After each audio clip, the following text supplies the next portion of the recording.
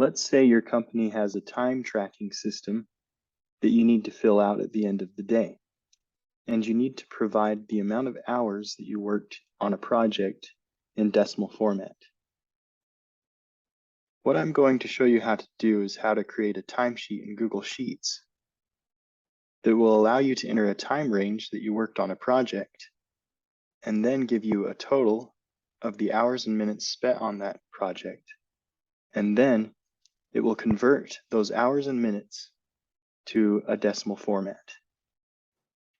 All right. So you can see that I already have the company name filled out here in this cell. And then I have date, project, a time range, the total hours and minutes spent on the project, the total hours spent on the project in decimal format. And then at the end, I'll have a way to add up the total hours completely.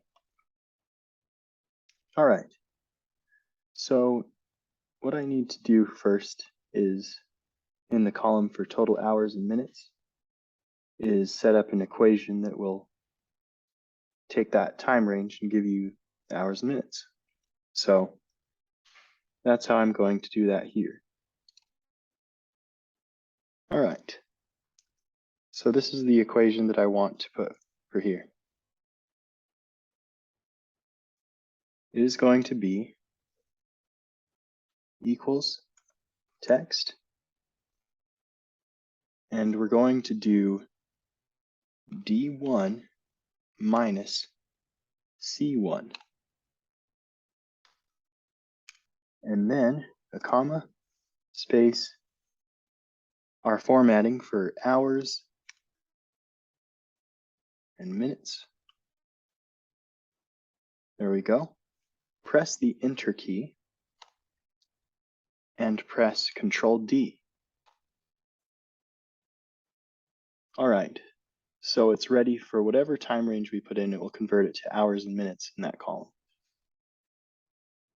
You can see that these first two cells were filled with information that we don't really need. It's when we start having time ranges that we actually need that information. So I'm just going to rename this cell, and I'm going to say total hours minutes format. Okay. Now for this column, the total hours decimal, that's where we're going to convert this value to a decimal value. So I'm going to click on this column, and then we'll enter an equation here for the column. We're going to go equals E1 times 24. Press the Enter key, press Control D. Great. Now I just need to repeat what I did in the last column. Rename these first two cells. We're going to say total hours decimal. Great. And then to show you what I have for the total hours equation, I have that as equals the sum of column F. So equals sum F colon F. Great. So let's see how this works. Let's say that today is Friday the 28th. And the project that we're working on, well, we worked on project X. And when did we work on it? We started at 9 o'clock a.m.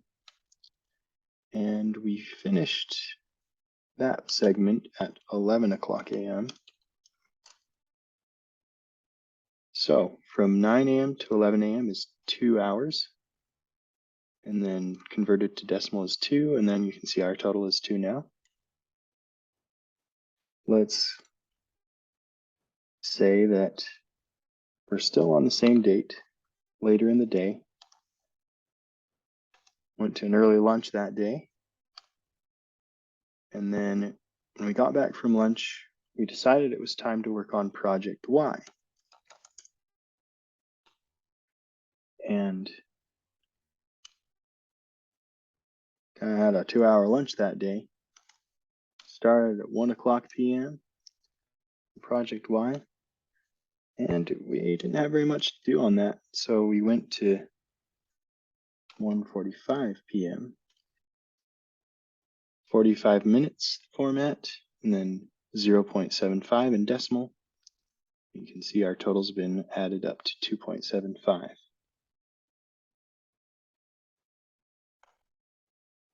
So, as you can see, this would be a great way to keep track of your time that you can enter at the end of the day.